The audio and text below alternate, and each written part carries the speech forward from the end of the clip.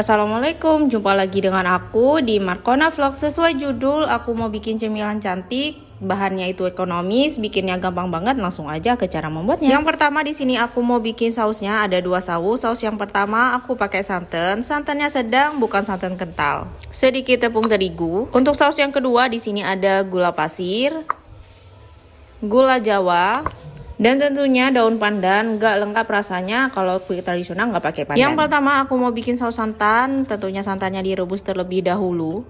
Selanjutnya masukkan tepung terigu. Kompornya ini masih dalam keadaan masih mati ya teman-teman.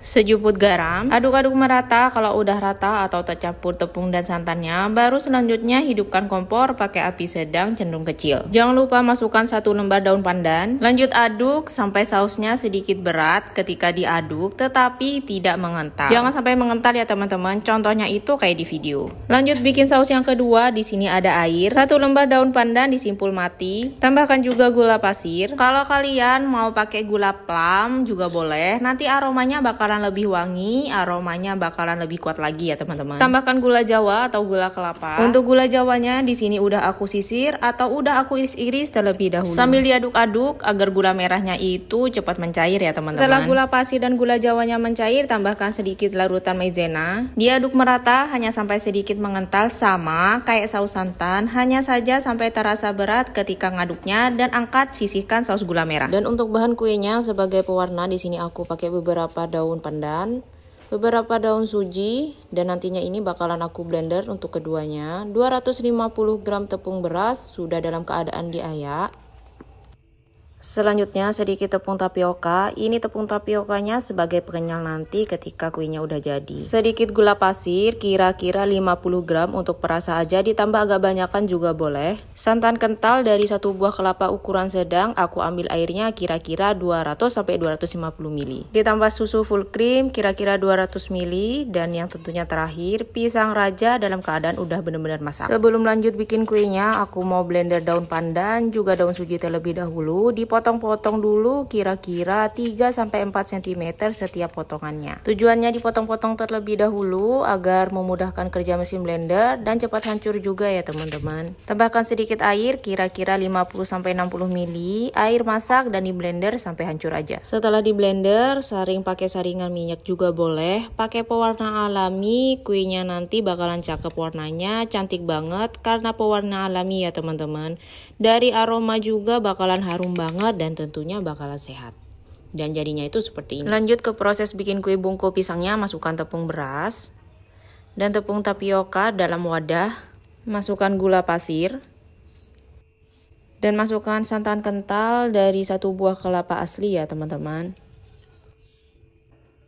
Dan yang terakhir masukkan susu full cream. Selanjutnya aduk merata semua bahan kue bungkus sampai tercampur rata, tidak menggerindil, dan gula pasir sudah dalam keadaan larut dengan sempurna. Yang terpenting gula pasir harus larut ya teman-teman. Saring adonan kalau dirasa gulanya sudah larut dan tidak menggerindil tepung berasnya. Saring adonan ini agar nanti kuenya itu licin, bagus, warnanya juga nanti merata. Saring sambil ditekan-tekan seperti ini ya teman-teman. Adonan ini jadinya itu kira-kira 800 ml lebih dikit. Campurkan kira-kira 1/4 dari adonan tepung ke dalam wadah berisi perasan daun pandan dan suji. Aduk merata dan kedua adonan siap dicetak dan dikukus. Untuk pisang rajanya ini aku kupas terlebih dahulu. Aku bakalan bikin 2 versi potongan pisang. Untuk toppingnya yang pertama aku potong bulat-bulat seperti ini. Dan untuk topping yang kedua di sini bakalan aku potong-potong dan cincang kasar. Ini nanti topping kedua sebagai campuran layer adonan warna putih. Atau dicincang halus juga boleh, karena yang ini bakalan dicampur ke dalam adonannya nanti. Jadinya itu seperti ini, ada 2 macam, satu dipotong bulat dan yang kedua dicincang kasar. Sekarang udah siap untuk dicetak. Ambil cetakan kue kukus atau cetakan puding kayak gini yang berbentuk bunga. Olesi dengan sedikit minyak pada semua cetakan pudingnya. Tujuannya agar nanti ketika udah mateng, kuenya mudah dilepas, nggak lengket pada cetakan. Ambil pisang yang dipotong bulat, susun satu persatu ke samping secara beraturan, susun rapat ke samping secara merapat menjadi satu kesatuan sampai membentuk lingkaran. Tekan bagian pisang sampai menyentuh bagian dasar cetakan agar nanti waktu ditimpa adonan si pisang tidak mengambang ke atas, jadinya nanti pas kuenya mateng, pisang tetap timbul di bagian atas membentuk bunga sesuai dengan bentuk cetakan. Aku ulangi sekali lagi, susun pisang ke samping sambil ditekan sampai ke dasar cetakan, susun rapi ke samping membentuk lingkaran, sesuaikan dengan bentuk cetakan puding, susun rapat jangan ada celah, nanti ketika kuenya mateng, potongan pisangnya itu bakalan terlihat jelas, tidak tertutup oleh adonan tepung, jadinya nanti kuenya itu cantik banget.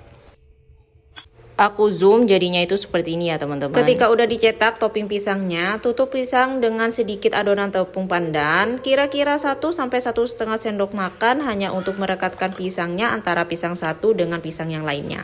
Sebelumnya udah aku siapkan pengukusan, ini udah aku kukus sebelumnya kurang lebih 10 menitan dengan api sedang aja. Setelah selesai, masukkan adonan kue bongko pisang ke dalam pengukusan secukupnya aja. Ini pengukusan khusus kue, kalau kalian mau pakai pengukusan biasa, bisa ditambah kain bersih di bagian tutupnya agar nanti air kukusannya tidak masuk jatuh ke dalam adonan kue. Kukusan pertama kukus selama 1 menit aja. Kecilkan api, buka tutupnya, tumpuk dengan adonan tepung pandan lagi. Aku sebutnya adonan tepung pandan agar mudah penyebutannya ya teman-teman. Tambahkan adonan tepung pandan, kira-kira itu sampai setengah bagian cetakan aja. Hati-hati ya teman-teman, kalau dirasa uapnya panas banget, bisa kalian matikan untuk kompornya. Dihidupkan kembali apinya ketika nanti mau mengukus.